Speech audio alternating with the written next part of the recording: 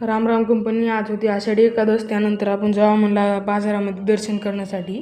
पुन्हा आपले पोरं भेटले, पोरायला म्हणलं चला आपण जाऊ बाजार दर्शन घेऊन येऊ. दर्शन घ्यायला जावं म्हणलं. हे काय सेवासेवक म्हणून काम करू लागले.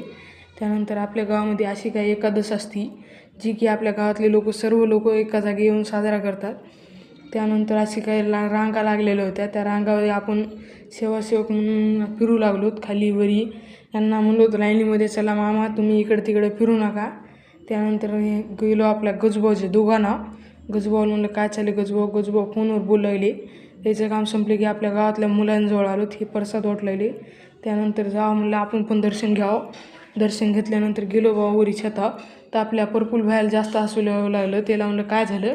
ते म्हणलं काय नाही तिकडे पाय आपलं टेक्नॉलॉजी व्हाली. खाली पाहिलं तर काय नव्हतं. हे उगं मारू लागलं बोंबा. टेक्नॉलॉजी ते इकडं व्हाली. आपला जे काय सक्षम भाया होता ते एकसोबत 2-2 कप मारायला.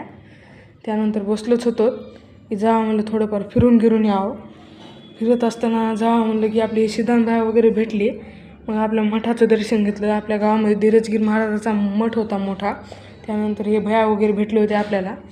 त्यानंतर जावं म्हणलं आपण जाऊ आपल्या कालट्याजवळ. आपलं कालटं भेटलंच होतं. त्याला म्हणलं चला दुकानात जाऊ. त्याला घेऊन आलो दुकानावर. लगेच आपला ढोणे मामा आला. त्याला बसलं दुकानावर. असंच बसलो होतो. थोडंफार मजा घेतली. कालटं पहा काही ना काय कांड करू लागलं. त्याला म्हणलं काय नाही. आणि आपण एक रिंग लाईट आणली होती. जर कोणाला रिंग लाईट पाहिजे असेल नक्की कमेंट करा.